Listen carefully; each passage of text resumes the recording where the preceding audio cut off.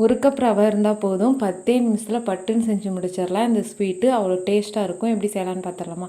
அதுக்கு stove on பண்ணி கடாயை வச்சு அது நல்லா ஹீட் ஆனது 1 டேபிள் ஸ்பூன் அளவுக்கு கீ விட்டு நல்லா ஹீட் ஆனது 1 கப் ரவை வந்து நல்லா 2 மினிட்ஸ் நெய்யிலே வந்து நல்லா வறுத்து எடுத்துக்கோங்க. இது நல்லா வறுப்பட்ட பிற்பாடு 2 கப் பால் வந்து இது கூட சேர்த்து இதையும் லோ ஃப்ளேமில் வச்சு நல்லா வந்து கட்டிப்படாமல் கிண்டிக்கோங்க.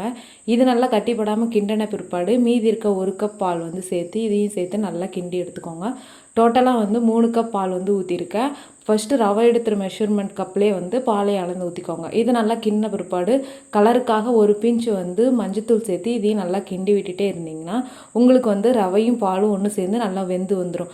இது நல்லா வெந்த பிற்பாடு அதே கப்பில் வந்து 1/2 கப் சுகர் வந்து சேர்த்து இதையும் நல்லா வந்து கட்டிப்படாமல் கிண்டி விட்டுட்டே இருங்க. இது கிண்டின பிற்பாடு கொஞ்சம் லைட்டாக தண்ணியாக பதமாக வரும். அந்த ஸ்டேஜில் வந்து ஏலக்காய் தூள் கொஞ்சம் சேர்த்து கொஞ்சமாக நெய் விட்டு நல்லா கிண்டிகிட்டே இருந்திங்கன்னா சூப்பராக வந்து நம்ம ரவையில் செஞ்ச ஸ்வீட் வந்து ரெடியாக இருக்கும். மேலே வந்து கார்னிஷுக்காக பாதாம் பருப்பு தூவி சாப்பிட்டிங்கன்னா அவ்வளோ டேஸ்ட்டாக இருக்கும். மறக்காம ட்ரை பண்ணி பார்த்துட்டு இந்த மாதிரி 3 வீடியோ வந்துச்சுன்னா நம்ம ஐடியா ஃபாலோ பண்ணிக்கோங்க.